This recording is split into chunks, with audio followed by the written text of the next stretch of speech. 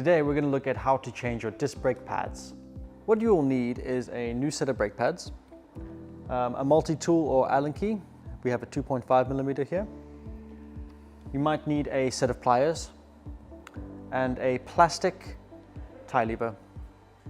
So you can tell that your brake pads are ready to be replaced when there is about a millimeter or less material of the actual pad left before it hits the metal. It should be checked regularly so you have safe braking. It's worth noting that you should never squeeze the brake lever while there is not a disc between the pads, as this will make the pistons extend and it may be difficult to get them back. There are a couple different parts to the brake pads. Firstly, the actual pads. They have two parts, the material that actually does the braking and the steel or metal backing. Two of these. You also get the metal spring that squeezes them back out.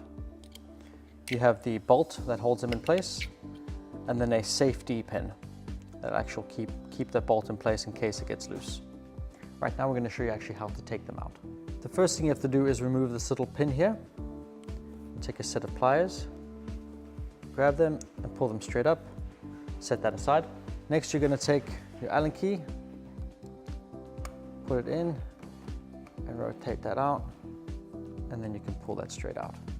Next we're going to take the brake pads out. This is a top loading caliper. That means the brakes can be put in and removed from the top.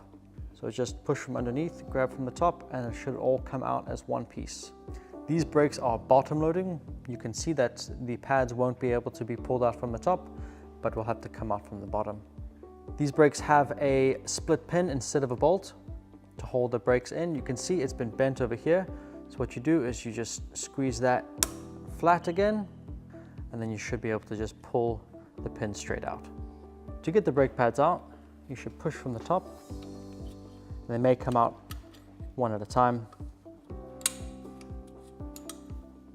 like so.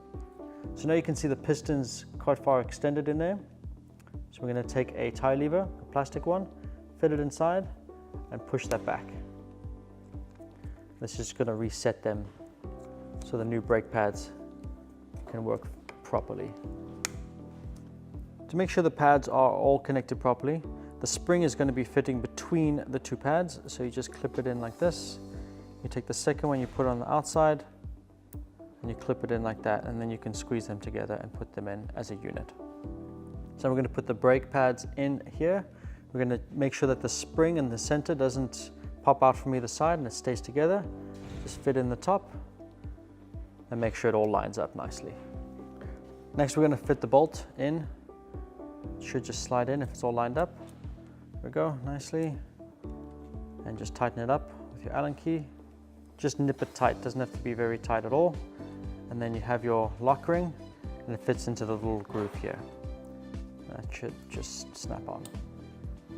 To fit the brake pads, you go from the bottom, slide them in, and they should align nicely at the top. So now the brake pads are fit in, you're going to just slide the pin in and it should go if they're nicely aligned. And what we're going to do is just bend this back in the same position it was. When you're using new brake pads, it takes a little bit of time for them to bed in, so if they don't have the full braking power immediately, it's no need to be concerned.